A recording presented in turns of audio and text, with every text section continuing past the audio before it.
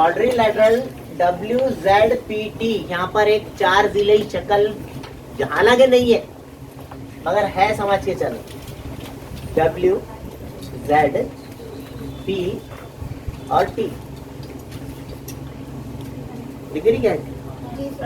चार जिलेई शक्ल दिख रही कि नहीं दिख रही? चौकोनी शक्ल है ना, इसको साइक्लिक क्वाड्रिलैटरल बताना है। तो 90 तो यहाँ पर उसके कोई भी दो जाविये अपोजिट एंगल्स की एक जोड़ी कोई भी एक जोड़ी, या तो W की P के साथ सामने साथ, या तो Z की T के साथ 180 के है, क्या बता देना। ये उन्होंने परपेंडिकुलर दिया ला, दिखा कितने दर्जे दिख रहा है? 90। अच्छा, इधर ये भी हो 90 तो 90 इसका मतलब साइक्लिक क्वाड्रिलैटरल। अरे कितना आसान सबूत। तो आपने वहां लिखना जैसी चालू करे प्रूफ बोल के, आप ऐसा बोल सकते हैं G1 angle Z is equal to angle T is equal to 90 degree. ये क्वेश्चन में आपको 90 डिग्री दिया हुआ है, क्वेश्चन में दिया हुआ है, ये कोई मैंने दिल से नहीं लिया हुआ है। यहाँ पर भी 90 का निशान है, तो इसका क्या मतलब है? Z और T 90 दर्जे के साथ ये, और इत्तेफाक से यू नो अपोजिट एंगल्स भी है। Z के सामने T है। अपना मसला ये है, जिसको मुस्तकीमुल मुहीत बताना है उसके अपोजिट एंगल 180 के बताओ। तो ये खुला खुला चीख के बोल रहे हैं हम 180 के है, बल्कि दिखा कि नहीं दिखा?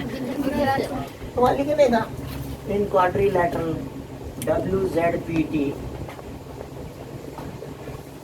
Angle Z plus angle T is equal to 90। Z की कीमत कितनी? 90। उसके बाद कौन है? फिर T की कीमत 90। लिखने का angle Z plus angle T अगली लाइन में 90 कितने होते हैं? क्या लिखना? मुकाबिल के जाविये मुतम्मिम है। आप क्या लिखना? 180 आया तो मुतम्मिम है, इसलिए मुस्तकीमुल मुहीत ज़रबतुल अज़ला है ना? क्या लिखेंगे? इसलिए डब्बा WZPT ज़रबतुल अज़ला क्या है?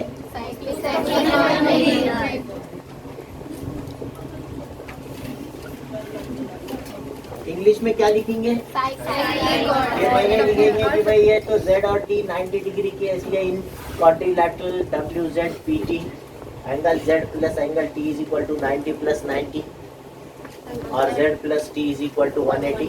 अब यहाँ लिखेंगे मुकाबिल के जाविये बोले तो अपोजिट एंगल्स, मुतम्मिम बोले तो supplementary, opposite angles are supplement है बोले तो है ना? The opposite angles are supplementary, therefore quadrilateral WZPT is cyclic. Prove हो गया। मुस्तकीमुल मुहीत को क्या बोलते हैं? Cyclic quadrilateral. पहला हिस्सा खत्म। अब आइए दूसरे हिस्से।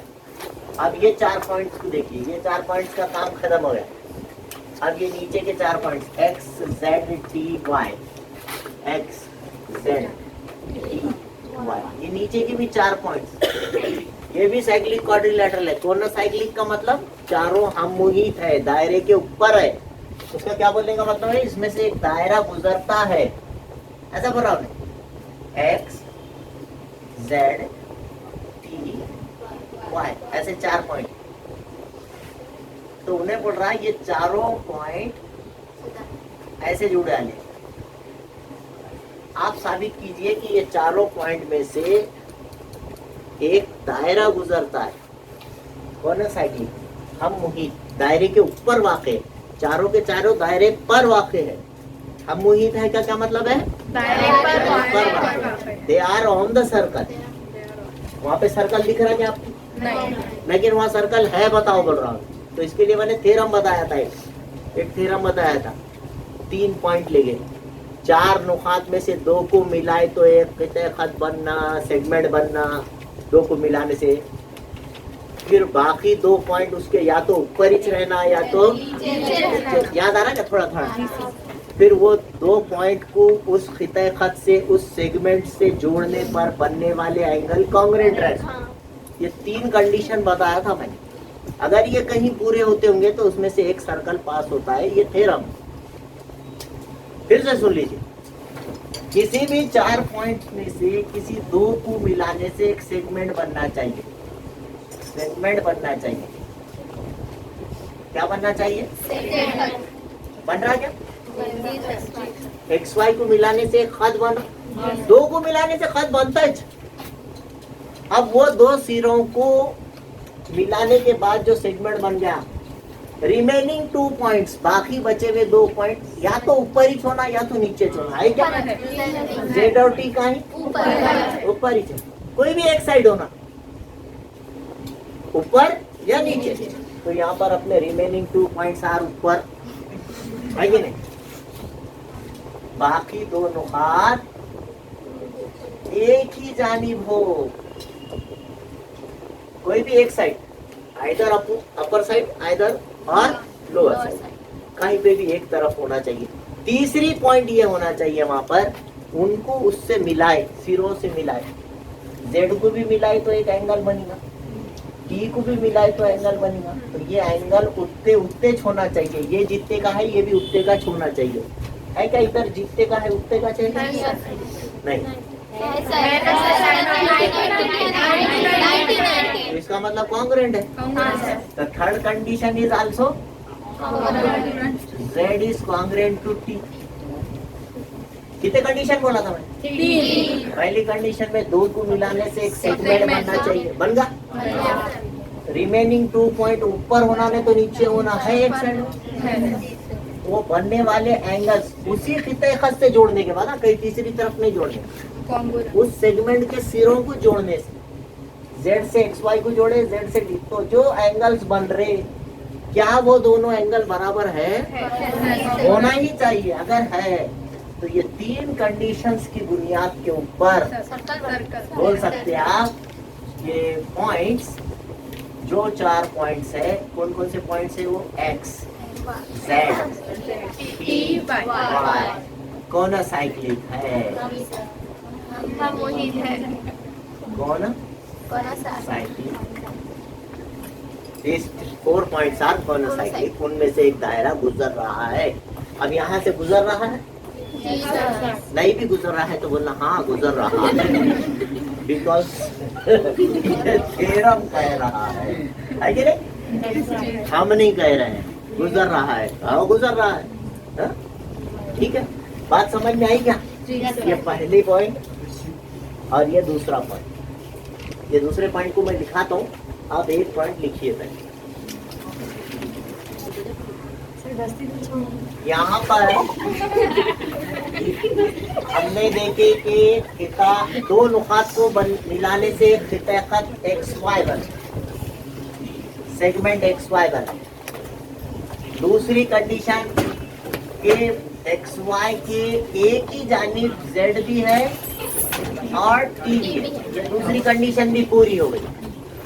किसी 4 नुकात को हम मुहीत अगर साबित करना है, कौन साइक्लिक अगर बताना है, 4 नुकात को कौन साइक्लिक या हम मुहीत बताना है, तो उसके लिए ये 3 पॉइंट का पूरा होना जरूरी है। 3 पॉइंट क्या है? पहले किसी भी 2 पॉइंट्स को मिलाने से एक सेगमेंट बनता है, वो तो बनता ही है, हमेशा बनता है, चाहे 4 नुकात रहो या खाली 2 रहो, 2 को मिलाए तो एक खिता खत बनना ही है, वो बनता है। पहली कंडीशन तो वैसे भी प्रूव हो जाती है।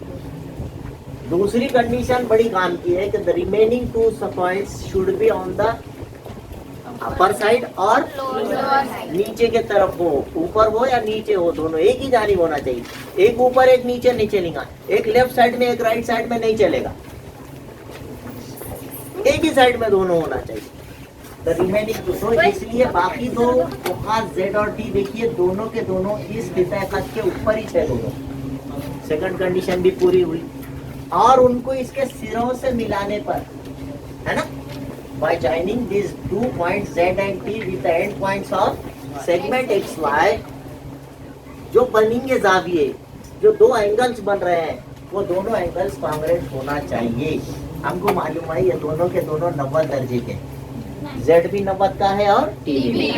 Therefore, इसलिए मसला ये कहता है बाय थ्योरम मसले की बिना पर ये चारों पॉइंट कौन कौन से एक्स जेड टी वाई, ये चारों पॉइंट हम मुहित है, साइक्लिक है, इस तरह से आपको लिखना चाहिए। समझ गए बात? ये हमने ये जो सवाल है, इस सवाल के लिए ये तो फिगर अपनी देखी भी है। ये जो जाविया बाहर बनता है, ये जाविया हमको मालूम करने के लिए कहा है एंगल यम। एंगल यम जो है, ये जो है बहुत इंपॉर्टेंट क्वेश्चन है। अरे ऐसे सवाल इम्तिहान में आते, 2 नंबर का सवाल है, एकदम आसान। तो बाहर बनने वाला जाविये के बारे में आपसे पूछा जा रहा है कि एंगल यम कितने का होगा, ठीक है।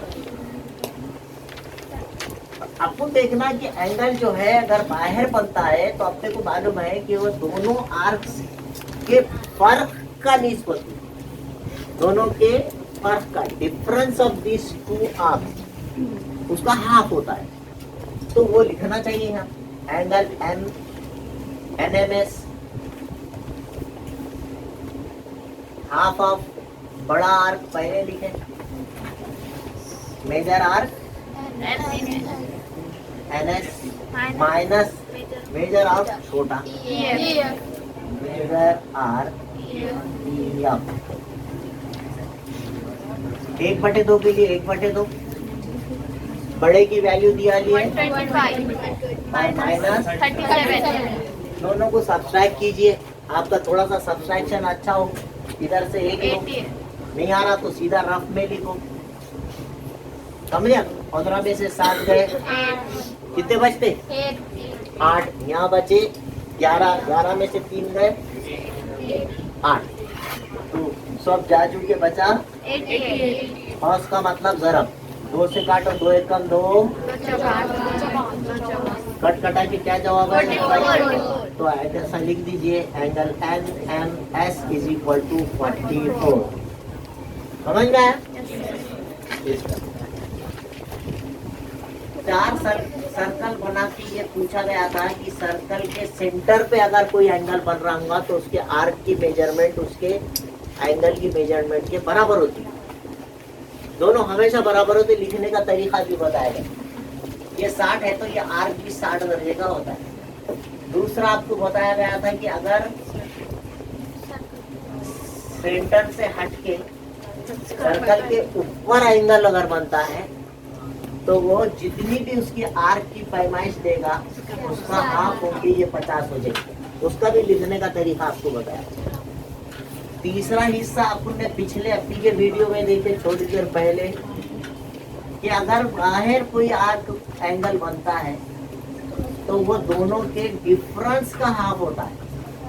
ये जितना भी दिया 150 दर्जे, ये 30 दर्जे, तो 150 में से 30 गए, 120 बचे, उसका आधा करना 60 है।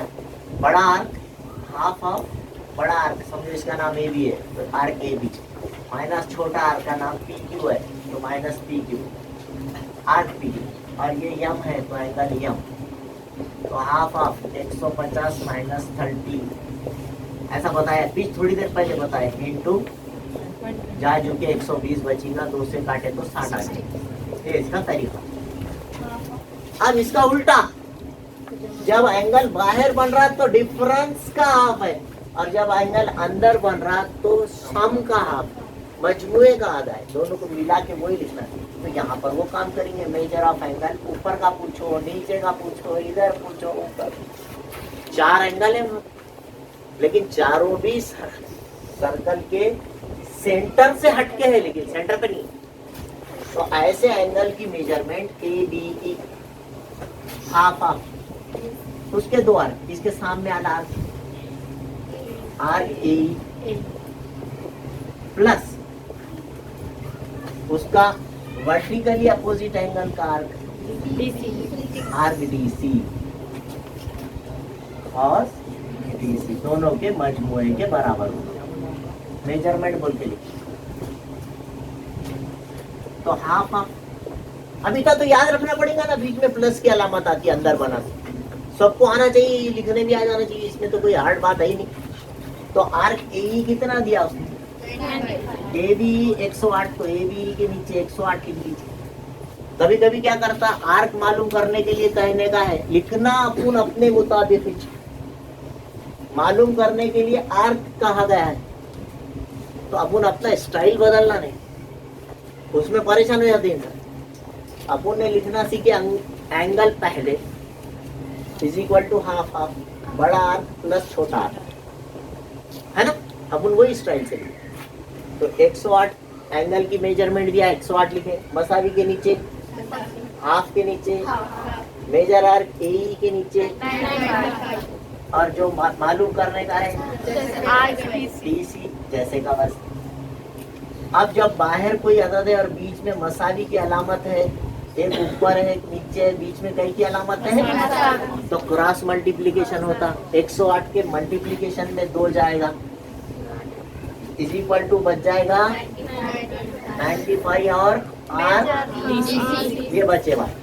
अपने को DC मालूम करना है, इसलिए 95 का प्लस का है, उठा के इधर लाओ, 108 दूनी 216 माइनस 95, इधर बचेगा मेजर आर्क DC।